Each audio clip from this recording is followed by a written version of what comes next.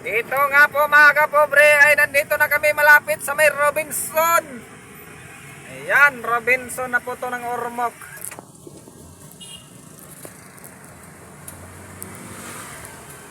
Pero hindi po tayo dito mga kapobre ay dadaan sa Robinson. Baka mabuslot na naman ang ating bulsa. Yon. Yon po ang Robinson mga kapobre. Sobrang daming mga gandang bilihin pero wala tayong budget, wala tayong pera. Kaya dito lang tayo sa highway. Focus lang tayo sa highway mga kapobre. Hindi tayo lilingon sa Robinson. Huwag tayong lilingon, huwag tayong lilingon. Dito lang tayo focus. Dahil mabubuslot ang ating bulsa dyan mga kapobre. Ayan, tuloy-tuloy lang sa highway.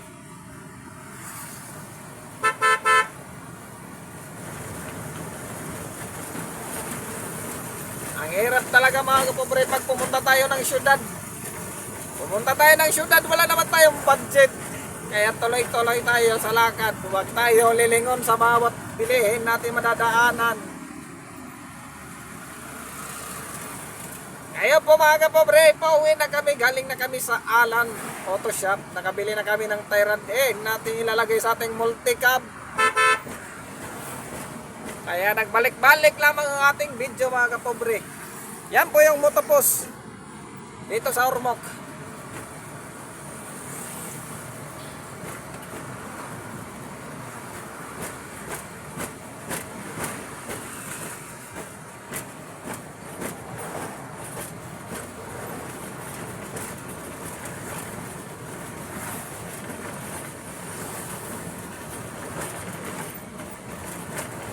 Sira yung daan dito mga kapobre dahil sa sobrang dami sasakyan pa naman ang dumadaan ay sira talaga.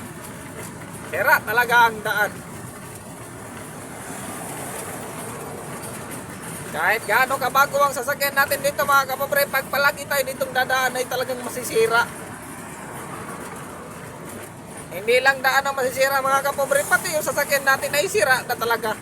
Kaya tayo bumili ng pisa dahil nasira na talaga sa kadadaan natin sa mga sirang daan mga kapobre. Ayan.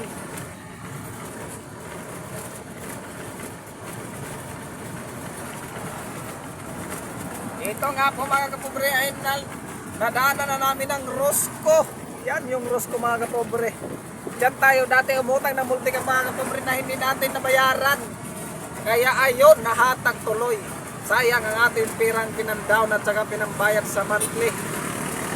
Pero wala tayong magagawa mga kapobre dahil utang. Ang utang pag hindi nabayaran ay impound. Ayun, na-impound talaga. At dito mga kapobre ay may nakita kong magandang brand ng sasakyan. Ayun, ang ganda-ganda mga kapobre. Maraming laman yan sa loob ng mga gandang sasakyan. Ayun. Pero hindi tayo dyan pupunta dahil wala tayong budget dyan. Magtsaga lang muna tayo sa multicab dahil wala tayong budget pambili ng Toyota.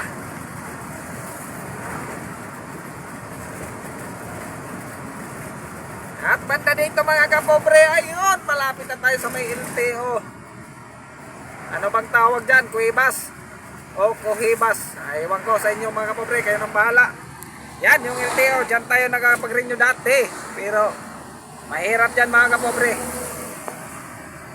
Mahirap mag-renew sa Kuwebas mga kapobre dahil machine yung gamit. Pag sira-sira na yung sasakyan mo, luma na ay mahirap na talaga magkapasar. Kaya doon lang tayo magpaparenew mga kapobre sa manumano. Yung manumano ay madala pa ng manumanuhin din. At dito mga kapobre, nadaanan namin yung St. Peter Chapel. Yan. St. Peter.